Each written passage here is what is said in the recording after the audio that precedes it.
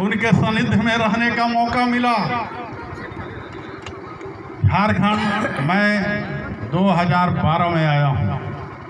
आज झारखंड का प्रत्येक जिला में घूम चुका हूँ।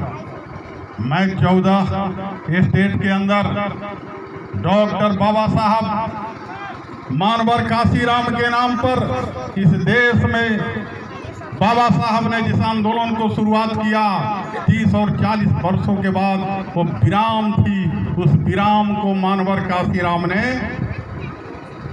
पीरा उठाया और पूरे भारत में बाबा साहब के विचारधारा को जगाने का काम किया। और बाबा साहब को जन जन में जो 40 वर्षों की भयकुंभ थी, भारत के सामाजिक इतिहास में शिथिलता आ गई थी, उस शिथिलता को उन्होंने जगाने का काम किया। हम जिस समाज से आए उस समाज में हमें कितनी प्रताड़ना सहना पड़ा। 1981 में मानवर काशीराम ने हमें 2 प्रतिज्ञा दिलाई। उन्होंने कहा कि बेटा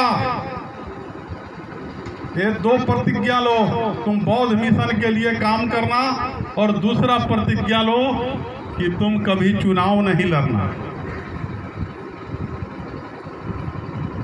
क्योंकि जिस दिन तुम चुनाव लड़ोगे तुम्हारा मिशन की लड़ाई अधूरी रहेगी। मैं उनके दिए हुए प्रतिज्ञा के आधार पर 14 केंद्रों में मैंने शिक्षा केंद्र को खोला और प्रत्येक साल बाबा साहब के जयंती के अवसर पर मैं 500 बच्चे को गोद लेता हूं। और गोद आप जानेंगे, आपके गढ़वा के सैकड़ों बच्चे और बच्चियां हमारे टेक्निकल एजुकेशन सेंटर में, चाहे रांची हो या पाकुड़ हो, वो मेडिकल की पढ़ाई पढ़ती है और पढ़ करके नौकरी कर रही है बड़े बड़े जगहों पर। हमने 500 लोगों को लेते हैं और उन बच्चे को फ्री में उन्हें भोजन, आवास निःशुल्क और उन्हें पूरी हायर एजुकेशन तक शैक्षणिक शिक्षा हम प्रदान करते हैं। और उस 500 बच्चे जब निकलते हैं, उनकी चयन की हमारी विधियां हैं कि ये बाबा साहब की 22 प्रतिज्ञाएं पर जो बच्चे साइन करेंगे, जो दस्तखत करेंगे, जो अंगीकार करेंगे, जो बौद्ध धर्म स्वीकार करेगा, वो हम उन्हें निःशुल्क शिक्षा प्रदान के अवसर देते हैं। जो स्वीकार नहीं करेगा उन्हें मैं नहीं देता। इसी पर हमारे ऊपर अनुसूचित जाति आयोग के अध्यक्ष शिवधारी राम ने मुख्यमंत्री को पत्र लिखा कि ये धर्म परिवर्तन करवाते हैं, ये अनुसूचित जाति के बच्चे को जबरदस्ती बलात् धर्म परिवर्तन कराते हैं। हमने कहा कि शिवधारी राम जी, बाबा साहब की विचारधारा, बाबा साहब के बनाए हुए संविधान ने आज आपको अध्यक्ष बनने का मौका मिला है। आप समाज का गद्दार हो, मैं देशद्रोही नहीं हूं। मैं समाज के उस अंतिम तबके के बीच काम करता हूं जो तबका योग्यता रखते हुए शैक्षणिक तमाम योग्यताओं के बावजूद उस शिक्षा प्राप्त करने का उनके पास साधन नहीं है। मैं उन्हें डॉक्टर बनाता हूं, मैं इंजीनियर बनाता हूं, मैं उन्हें एक योग प्रोफेशनल तैयार करता हूं। हमें सरकार परिवर्तन हुई, माननीय हेमंत सोरेन की सरकार ने हमें क्लीन चिट दिया हम पर जब निगरानी जांच हुई, क्योंकि उन्होंने कहा कि इनके शिक्षा केंद्रों पर देशद्रोही शिक्षाएं दी जाती है। क्या बाबा साहेब की बात करना, तथागत गौतम बुद्ध की बात करना क्या देशद्रोही है? हम बाबा साहब के अनुयायी हैं और आज मैं त्रिशरण जी को सैल्यूट करता हूं कि उन्होंने बाबा साहब के विचारधारा, सिद्धांत और तथागत गौतम बुद्ध के बताए रास्ते पर चलने का जो संकल्प लिया है, वो संकल्प में मैं आपका एक छोटा सा एक सहयोगी और एक साथी बनूंगा। उपस्थित साथियों, हमारे मन में एक बड़ी विचार थी कि बौद्धमय झारखंड तब बनेगा जब हम भिक्षु पैदा करेंगे। अगर हम भिक्षु पैदा नहीं करेंगे, हमारा बौद्धमय झारखंड का आंदोलन अधूरा होगा। हमने 6 करोड़ का एक बड़ा प्रपोजल बनाया रांची के लिए, जो हुआ था, और हमने रांची में 12 मंजिल हम बौद्ध भिक्षु महाविद्यालय बना रहे हैं। अब इस तैयारी की अंतिम अवस्था में है, तैयारी हो चुकी है। तो उसका 2 फ्लोर।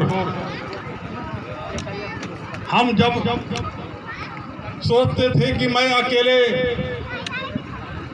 मैं अलग जगा रहा हूँ, मुझे झारखंड के विभिन्न जिलाओं से सूचना मिली कि गढ़वा के एक डॉक्टर विजय त्रिशरण जी हैं। मैं जहाँ जाता हूँ डॉक्टर विजय त्रिशरण जी की नाम लोग लेते हैं। मुझे दिल में बड़ी अरमान और तमन्ना था कि मैं वैसे महामानव से मैं भेंट करूं, कि हमारा आंदोलन, हमारी लड़ाई और तीव्र गति से तेज हो और बौद्धमय झारखंड की लड़ाई पर हम आगे बढ़ें। मैं जन्मेजय जी के बारे में भी मैं सुनता था। हमारे कुछ जो साथी हैं औरंगाबाद के, झारखंड के पलामू के मनीष मेहता जी, वो नाम लेते थे। कुछ सामाजिक परिवर्तन के साथी नाम लेते थे। हम कहें कि जो सामाजिक परिवर्तन की लड़ाई में एक न एक दिन तो भेंट होना ही है, जब हमारी विचारधारा और उनकी विचारधारा एक है और सब तमाम नदियों को एक जगह ही मिलना है, क्योंकि एक ही हमारा उद्देश्य है। हम इस बौद्ध विहार के निर्माण में डॉक्टर विजय त्रिशरण जी को मैं आश्वासन देना चाहता हूँ। भारतीय बुद्धिस्ट फेडरेशन की ओर से, परिसंघ की ओर से, और दूसरा मैं पूरे भारत का कोऑपरेटिव फेडरेशन का भी चेयरमैन। आगे चल देबो। दोनों ओर से निर्माण में जो खर्च आएगी तो मैं वहन करूंगा।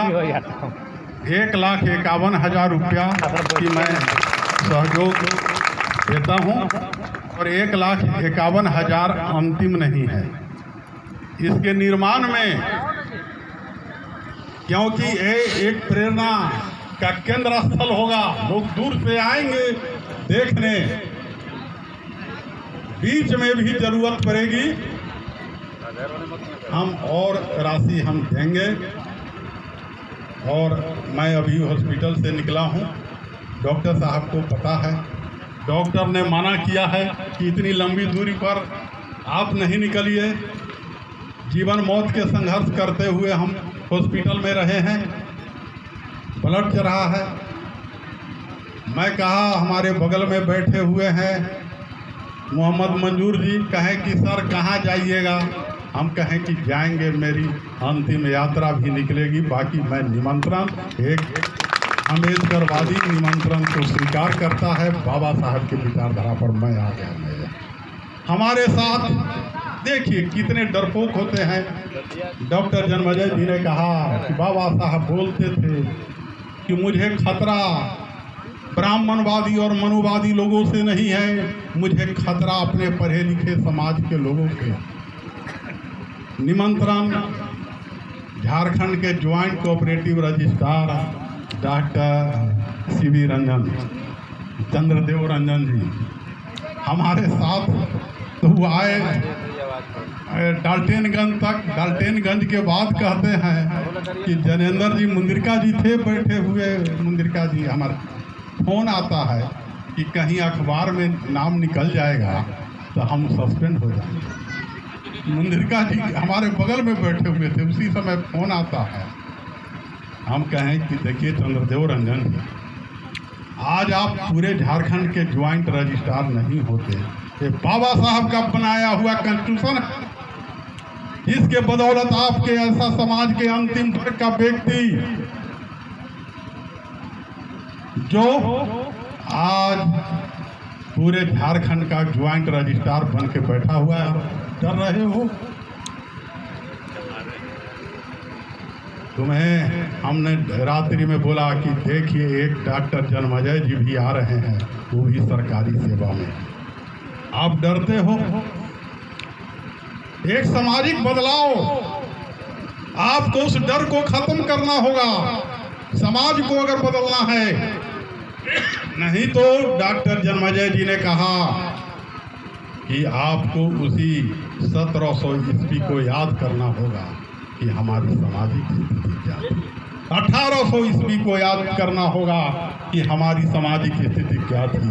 हमें सार्वजनिक स्थानों पर चलने की आज़ादी नहीं थी, पानी पीने की आज़ादी नहीं थी, मंदिरों में प्रवेश की आज़ादी नहीं थी। मैं अभी रास्ते में आ रहा था, मैंने देखा दशहरा का जुलूस है। उस जुलूस में मैंने पहनावा और हवा देख के कहा कि वही तबका है जो तबका लाखों वर्षों से अगर बाबा साहब नहीं होते तो रोड पर चलने का भी अधिकार नहीं होता।